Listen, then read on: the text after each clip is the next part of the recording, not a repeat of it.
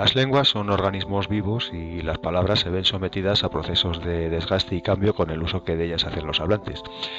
Sobre todo, como sucede en latín, cuando no hay una autoridad normativa, una academia de la lengua latina, diríamos, que fije las normas correctas. Desde ese punto de vista, el español, como otras lenguas romances, no es sino un latín actualizado, podríamos decir, muchas de cuyas palabras han sufrido alteraciones en su significado, en su pronunciación o la mayoría de las veces en los dos ámbitos. Por ejemplo, turpem evoluciona fonéticamente a torpe, pero en latín significa vergonzoso o indecente. Aquí nos vamos a ocupar de la evolución de los sonidos, que se va a producir conforme a unas pautas codificadas por una rama de la filología que denominamos fonética histórica.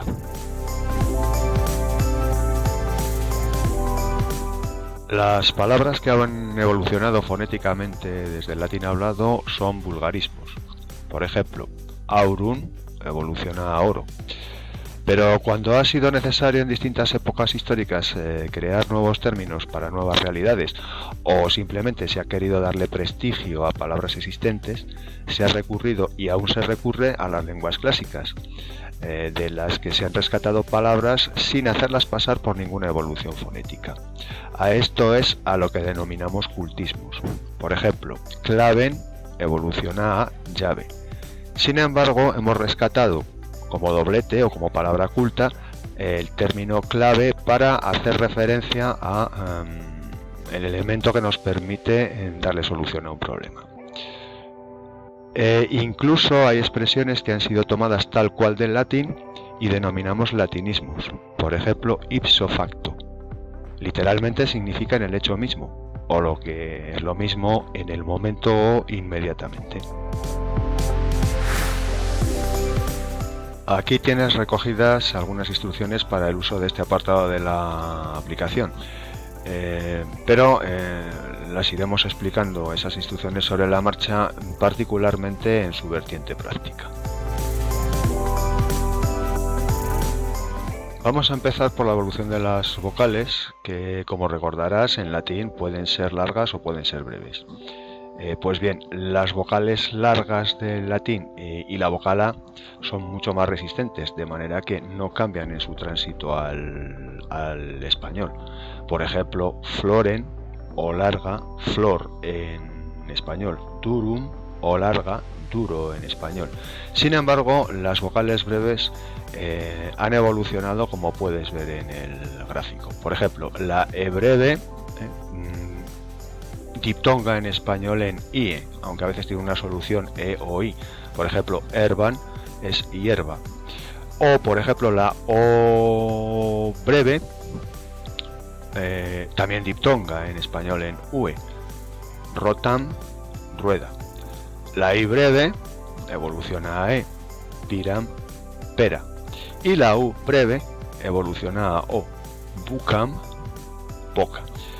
Igualmente también han evolucionado los tres diptongos que existen en la lengua latina, concretamente el diptongo AO en castellano, monoptonga en O, taurum, toro, el diptongo OE, monoptonga en español en E, poenam, castigo, pena, y el diptongo AE tiende a diptongar en I, aunque a veces su solución fonética es una simple I, por ejemplo, caelum, cielo.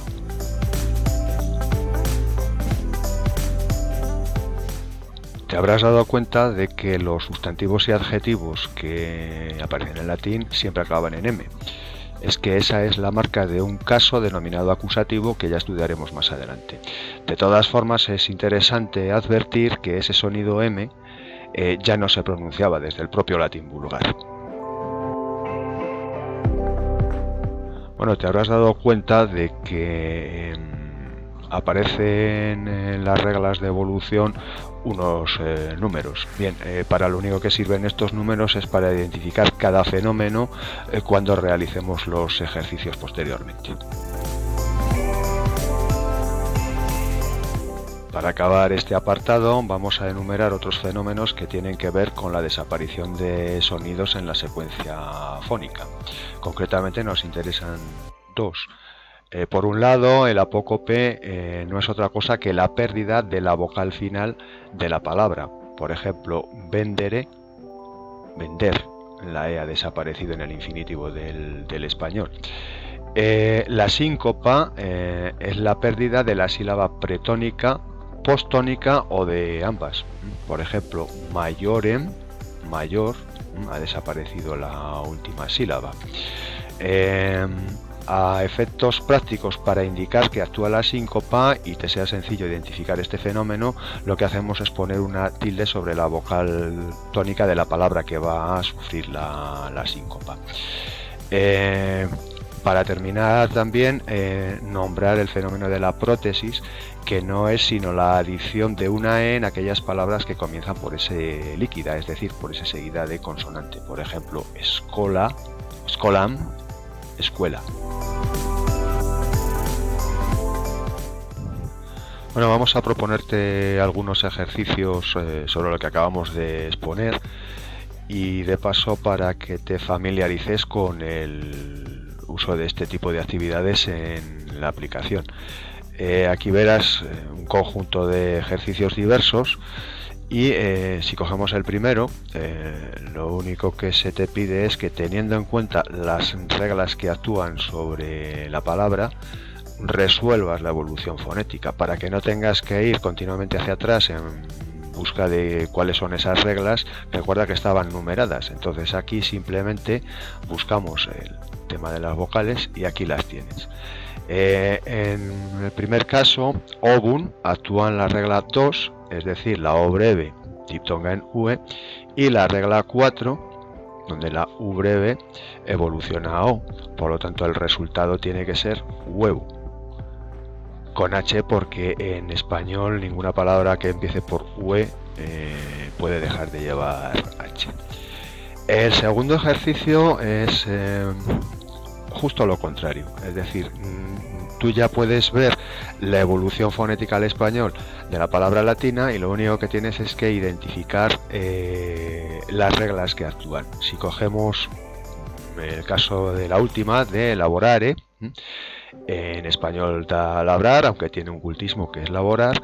Bien, pues verás que actúan las reglas 5 y la regla 6. Concretamente, en la regla 5 es el apócope y la regla 6 es la síncopa. Bien,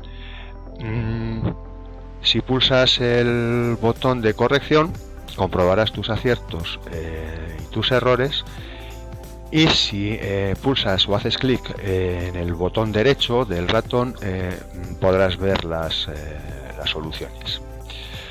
En el caso de este segundo ejercicio, lo que se te pide es directamente que digas la evolución fonética del latín al español.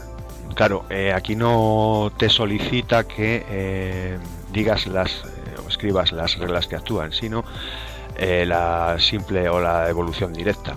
Claro, para ello necesitas evidentemente saber qué reglas actúan, aunque no se te pida que las escribas. Por ejemplo, si cogemos la palabra tusem, en español da tos. De ahí palabras derivadas como antitusivo. Finalmente, el último ejercicio es muy sencillo porque consiste en que respondas si la palabra en cuestión es un cultismo o un vulgarismo. Por ejemplo, el término laborable evidentemente tiene que ser un cultismo porque mantiene la raíz latina. La palabra evolucionada en español es labrar. Si hubiera derivado de la palabra vulgar, digamos, tendríamos que tener no laborable, sino algo así como labrable o algo similar.